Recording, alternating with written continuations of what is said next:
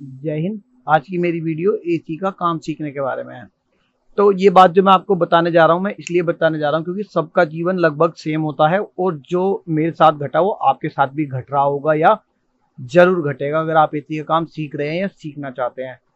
तो सबसे पहले अगर आप ये सोच रहे हो कि मेरे मामा, मेरे ताया या मेरा कोई भी रिलेटिव, मेरा फ्रेंड वगैरह मेरे को काम सिखा देगा जल्दी, तो मैं एक ही सीजन में काम सीख जाऊंगा, तो ये सबसे बड़ी गलतफहमी है। उसका रीज़न ये है कि आपका दोस्त, आपका चाचा, मामा, जो भी आपका रिलेटिव है, अगर आपको काम सिखाएगा तो उसके काम की स्पीड स्लो हो जाएगी, जिससे उसकी इनकम कम होएगी। तो वो आपको जल्दी काम नहीं देगा हाथ में, वो अपने हाथ से ही काम करेगा। और जब तक आप अपने हाथ से काम नहीं करोगे आपको काम नहीं आएगा आसानी से, क्योंकि जब तक आप करोगे नहीं आपको समझ नहीं आएगा। ये है रीज़न। अगर वो आपको मुंह से बताएगा भी तो भी आपको काम नहीं आएगा। एक रीज़न ये हुआ। दूसरा रीज़न, आप अगर कहीं दूसरी जगह सीखोगे तो वो आपको काम इसलिए नहीं सीखने देगा कि आप जैसे ही काम सीखोगे आप छोड़कर या तो कंपनी में चले जाओगे या फिर अपना काम कर लोगे। तो इसलिए दो रीज़न से आपको कोई भी काम नहीं सिखाने वाला जल्दी। और तीसरा रीज़न ये है कि जब आप कस्टमर के घर जाओगे तो कस्टमर आपको काम करने ही नहीं देगा। वो आपको समझ जाएगा कि मैकेनिक आपको गाइड कर रहा है, आपको काम नहीं आता, तो वो छुट्टे ही बोलेगा कि अरे यार ये एक्सपेरिमेंट यार कहीं और कर लेना, कहीं और सिखा देना प्लीज यार, एसी में कुछ हो ना जाए, आप मेरा एसी यार आप ही कर दो। तो आपके हेड मैकेनिक को काम करना पड़ेगा। वो फोर्स नहीं कर पाएगा कि सर जी मैं खड़ा हूं या ये है वो है, क्योंकि ये सब मेरे साथ हो चुका है। मैं आप बीती बता रहा हूं। लेकिन मुझे काम सीखना था, मुझे लगन थी। मैंने गैस किस तरह से काम करती है बुक खरीदी थी, रेफ्रिजरेशन थ्योरी की, उससे सीखी। पूरी पूरी रात पढ़ी, उसको समझी कि गैस किस तरह से काम करती है, जो मैं आपको इस वीडियो में बताने वाला हूँ। जो सबसे पहला स्टेप है, आप अगर एसी का काम सीखना चाह रहे हो तो आपको सबसे पहले एसी की वर्किंग पता होनी चाहिए। अगर आपको एसी वर्क पता होगा कि किस तरह काम करता है, तो आपको कोई काम सिखाए या ना सिखाए आप खुद समझ जाओगे कि एसी इस तरह से काम करता है, ये फॉल्ट आ रहा है तो मतलब यहाँ प्रॉब्लम है। समझ रहे हो? तो मैं आपको अपनी वीडियो के थ्रू इस तरह से काम सिखाने वाला हूं कि आपको एक एसी का काम सिखाऊंगा और आपको हर कंपनी के एसी का काम आ जाएगा। समझ रहे हैं? तो ये है काम सीखने का तरीका। तो आपको एक चीज का खास तौर से ध्यान रखना है, सबसे पहले होती है सावधानी। तो आपको सीखनी है सावधानियां। तो अगली वीडियो में आपको बताऊंगा कि एसी का काम करते वक्त आपको क्या क्या सावधानी रखनी है। और सीजन ऑफ आ चुका है, जैसे कि अब आपको एसी का काम कहीं सीखने के लिए नहीं मिलने वाला है, पर आप एक एसी खरीदना मेरे कहने पर, जब मैं अपनी अगली वीडियो में आपको बताऊंगा कि आप एसी खरीद लीजिए। उस एसी पर मैं आपको यहीं से सारा काम सिखाऊंगा और आप बैठे बैठे अपने घर पर, अपने जहां भी आपको सीखना है वहां पे आप उस एसी पे एक्सपेरिमेंट करके काम सीख सकते हैं। और एक गारंटी है कि एक ही एसी का सिखाऊंगा और सारे एसी रिपेयर कर पाओगे, क्योंकि मैंने भी एसी सीखा है। मुझे तो खासतौर से ऊपर से ऑर्डर थे कि उन्हें पता चल गया था ये लड़का काम सीखते ही अपनी दुकान खोलेगा। मुझसे ये गलती हो गई थी कि मैंने ये बोल दिया वहां पे कि मैं तो सर काम सीख के अपना काम करूंगा। तो उन्होंने स्पेशली मेरे को ऑर्डर दिया था कि कोई भी बंदा इसको हाथ नहीं लगाने देगा, इसको काम नहीं देगा हाथ में।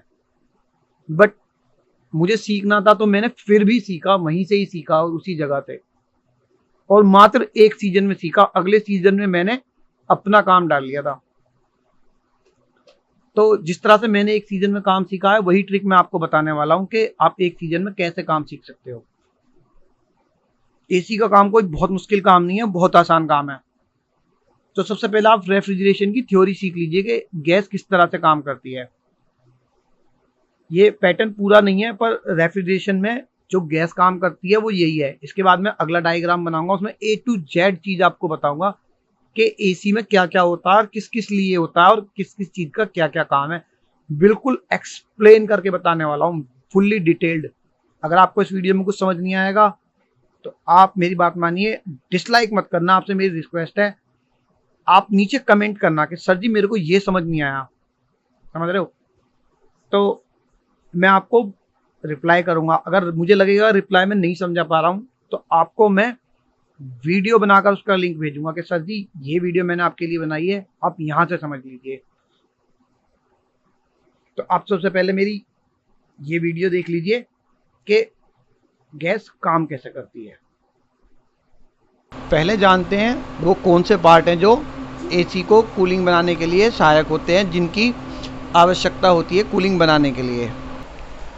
कूलिंग बनाने के लिए हमें मशीन में 6 पार्ट्स की ज़रूरत होती है।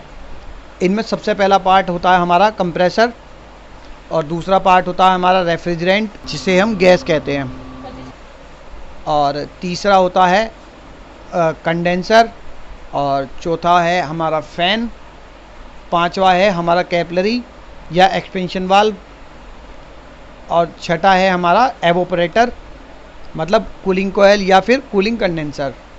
तो ये वो 6 मेन पार्ट है जिनसे कूलिंग बनाई जाती है, जिनका उपयोग कूलिंग बनाने के लिए करा जाता है। अब यहाँ से हम एक चार्ट के ज़रिए देखते हैं कि ये सब पार्ट्स जो हैं किस तरह से काम करते हैं। तो यहाँ ये हमारा वो चार्ट है जिसके ज़रिए हम समझने वाले हैं कूलिंग किस तरह से होती है। तो ये है डायग्राम कूलिंग के प्रिंसिपल का। इसमें मैंने 6 आइटम जो है अपने दिखाए हुए हैं, तो मैं बता देता हूँ। ये हमारा कंप्रेसर है पहला आइटम, और ये रेफ्रिजरेंट है हमारा दूसरा आइटम, जो कि पूरे एसी में हर जगह पर होती है। जितने भी पाइप एसी के अंदर लगे हैं सबके अंदर ये गैस जो है घूम रही होती है। उसके बाद तीसरा पार्ट है हमारा कंडेंसर, ये हमारा कंडेंसर है ये। और उसके बाद चौथा था हमारा फ़ैन। फ़ैन डबल साइडेड होता है या दोनों तरफ लगाना पड़ता है, तो ये हो गया फ़ैन। और पांचवा है हमारा कैपिलरी, और छठा है हमारा एवोपरेटर जिसे लोग कूलिंग कोयल और कंडेंसर भी कहते हैं, कूलिंग कंडेंसर। तो ये 6 आइटम मिलकर ही जो है हमारा कूलिंग बनाते हैं। अब इनमें सबसे पहला जो वर्क शुरू होता है वो होता है कंप्रेसर से। जब कंप्रेसर हम शुरू करते हैं तो गैस को, जो रेफ्रिजरेंट है हमारा, उसको वो यहाँ कंडेंसर में कंप्रेस्ड कर देता है, जिससे कि गैस कंडेंस्ड हो जाती है और हमारी जो गैस है वो लिक्विड में बदल जाती है। तो ये हुआ कंप्रेसर का काम, गैस को लिक्विड में बदलने में सहायता करना और गैस का साइकिल करना। इसके बाद हमारा काम करता है कंडेंसर। कंडेंसर में गैस कंडेंस्ड होएगी, लिक्विड बनेगी, और उसकी हीट निकालने का काम जो है ये कंडेंसर करेगा। और इसकी हीट निकालने में जो है हमारा फ़ैन जो है ये मदद करेगा। बाहर से एयर खींचेगा यहाँ से और कंडेंसर के बीच से इधर निकाल देगा, जिससे कि क्या है, गैस का जो टेम्परेचर है वो कम हो जाएगा। उसके बाद जब गैस लिक्विड में बदल जाएगी, यहाँ पर हमारे पास गैस होगी लिक्विड फॉर्म में, और उसके बाद ये कैपिलरी से रिलीज़ होगी यहाँ पर। कैपिलरी क्या काम करेगी, जो कंडेंसर में गैस है, हाई प्रेशर्ड गैस जो है, उसको लो प्रेशर में कन्वर्ट करेगी, जिससे कि कूलिंग बनती है। रेफ्रिजरेंट की ये खास बात होती है कि जब वो हाई प्रेशर से लो प्रेशर में कन्वर्ट होता है तो ये कूलिंग जो है वो बना देता है, गैस जो कूलिंग बना देती है।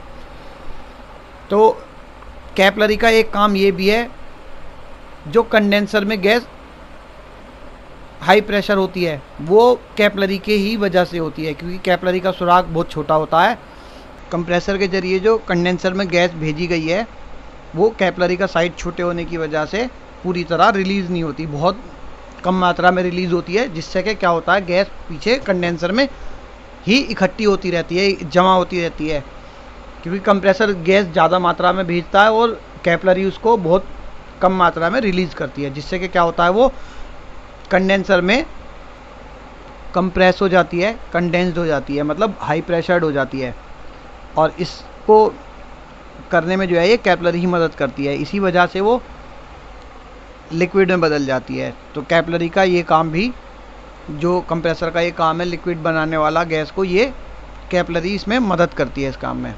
इसके बाद हमारा रेफ्रिजरेंट जो लिक्विड फॉर्म में है वो कैपिलरी से रिलीज़ होके फाइनली एवोपरेटर में पहुंचेगा, और जब वो एवोपरेटर में पहुंचेगा तो वो बहुत चिल्ड हो चुका होगा, जिससे क्या है, एवोपरेटर जो है हमारा वो बिल्कुल ठंडा हो जाएगा।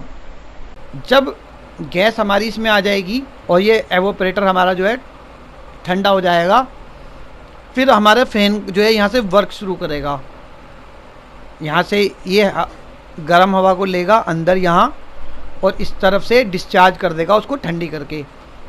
जो हवा की गर्मी है वो हमारे गैस में आ जाएगी, जिससे क्या होगा, जो हमारी गैस है वो लिक्विड की फॉर्म की बजाय अब वेपर में बदल जाएगी, मतलब भाप बन जाएगी, गैस बन जाएगी। अब वो लिक्विड नहीं रहेगी, जिससे कि क्या है, गैस का जो टेम्परेचर है वो बढ़ जाएगा, गैस गर्म हो जाएगी। लेकिन मैं बता दूं, गैस इतनी गर्म नहीं होगी जितना हम सोच रहे हैं, बट लेकिन उसका टेम्परेचर जो है वो चेंज हो जाएगा। रहेगी तो वो ठंडी ही, बट लेकिन उसे हीटेड फॉर्म मान लेते हैं गैस की, क्योंकि उसमें क्या होता है, वो वेपर में बदल चुकी होती है, इसलिए उसको गर्म मान लेते हैं। क्योंकि ये जो गैस है काफ़ी माइनस, मतलब बहुत ठंडे मौसम में भी जो है ये वेपर का रूप ले लेती है, इसलिए उसको गर्म गैस मान लेते हैं। वही गैस जो वेपर फॉर्म है यहाँ से होते हुए हमारे वापस कंप्रेसर में आ जाएगी। कंप्रेसर उसको सक कर लेगा और वापस से डिस्चार्ज कर देगा कंडेंसर के लिए। तो ये इसी तरह से ये साइकिल होता रहता है और जो है हमारी जो है वो कूलिंग बनती रहती है। तो ये वो पार्ट हैं जो कूलिंग बनाने में हमारी मदद करते हैं। बाकी जो इक्विपमेंट एसी में लगे होते हैं वो इन सब चीज़ों को कंट्रोल करने के लिए लगे होते हैं, जैसे रूम का टेम्परेचर मैनेज करना, मोटर की स्पीड मैनेज करना। तो आप समझ ही चुके हैं, मेनली पीसीबी का काम तो केवल यूनिट को कंट्रोल करने का है। जितने भी डिवाइसेस यूनिट में लगे हैं उन सबको पीसीबी सिर्फ कंट्रोल करती है। मेनली ये वो 6 पार्ट हैं जो कूलिंग बनाते हैं, इनके बिना कूलिंग नहीं बनाई जा सकती है। इन पार्ट्स की फॉर्म तो चेंज हो सकती है, बट लेकिन उनकी क्रिया यही रहेगी, जो काम करेंगे वो यही करेंगे। जैसे कैपिलरी की बजाय एक्सपेंशन वाल्व भी लगा लेते हैं,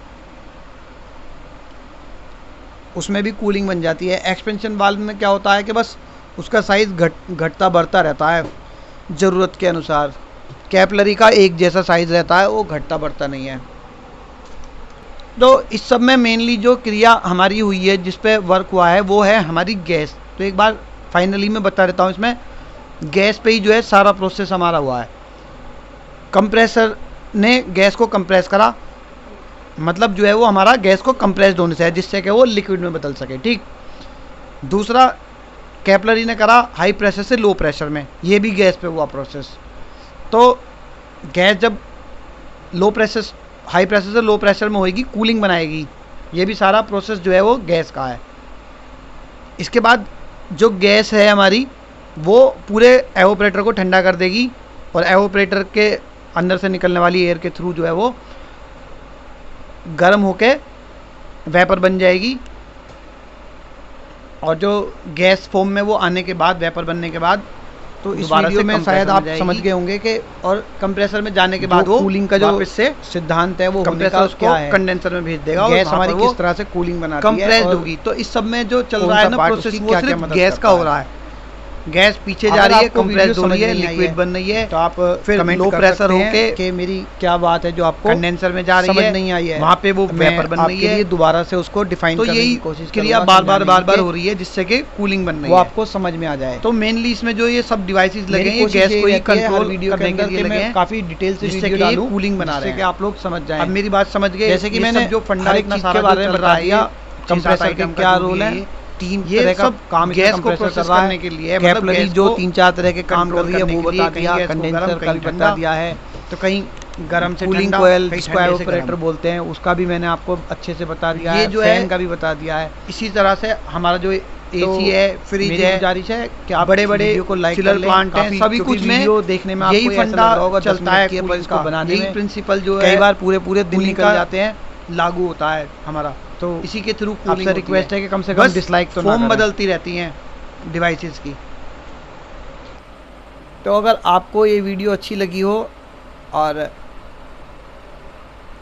समझ में आई हो तो आप मुझे कमेंट करके थैंक्स कर सकते हैं, लाइक भी कर सकते हैं। अगर कोई कमी रह गई है, आपको समझने में कुछ दिक्कत हुई है, तो आप दोबारा से नीचे कमेंट कर दीजिए, मैं इसको और अच्छे से बनाने की कोशिश करता हूँ। या आपका जो सवाल है, जो आपको समझ नहीं आया, वो आप नीचे ज़रूर मुझे कमेंट करके बताएं कि क्या गलती हुई है, जिससे कि मैं अगली वीडियो में वो सुधार के आपको दोबारा बता सकूं।